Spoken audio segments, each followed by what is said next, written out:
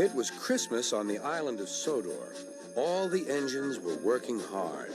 Thomas and Toby were busy carrying people and parcels up and down the branch line. Everyone was happy. Only the coaches, Annie and Clarabelle, were complaining. "It's always the same before Christmas," they groaned. "We feel so full. We feel so full." "Oh, come on," said Thomas. "Where's your festive spirit? Christmas Day is almost here." By the side of the track was a little cottage with a familiar figure waving to them. "It's Mrs. Kindly," whistled Thomas. "Beep, beep! Happy Christmas!" Thomas always felt better for seeing her.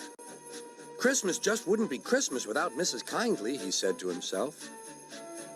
When work was over, Thomas went to see the other engines. All their coats had been polished. "Huh," said Gordon.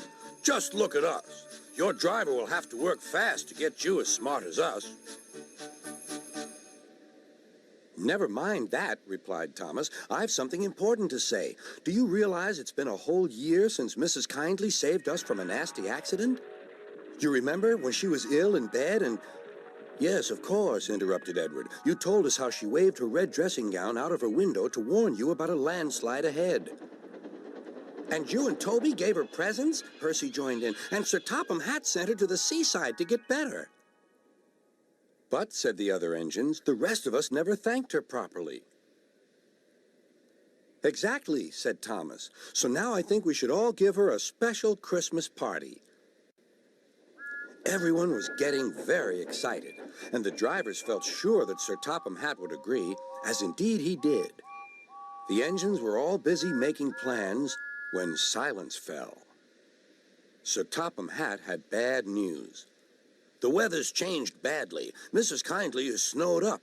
Toby says he'll help to rescue her. You must help too, Thomas. There's no party unless you do." Thomas hated snow, but he said bravely, "I'll try, sir. We must rescue her. We must."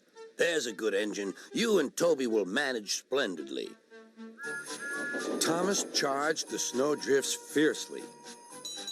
Sometimes he swept them aside, sometimes they stuck fast, and the men had to loosen them.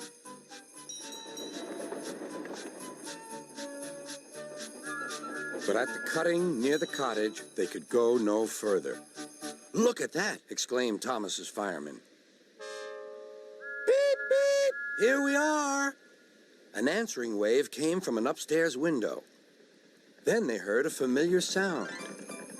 "That's Terence, the tractor," said Thomas. "He's come to help too."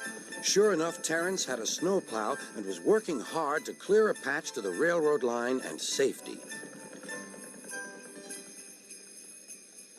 At long last, the rescue was complete.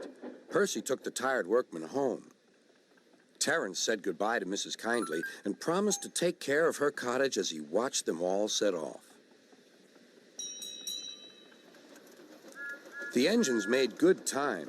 No more snow had fallen, but the yard was dark. There was no one to be seen. Thomas's heart sank.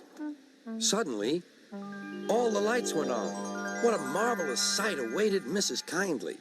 "Well done," said Sir Topham Hatt. "I'm really proud of you all." Mrs. Kindly especially thanked the smaller engines. "Thomas and Toby are old friends," she said. "And now, Percy, you are my friend too." Percy was very pleased. "3 cheers for Mrs. Kindly," he called. "Beep, beep, beep." They all whistled.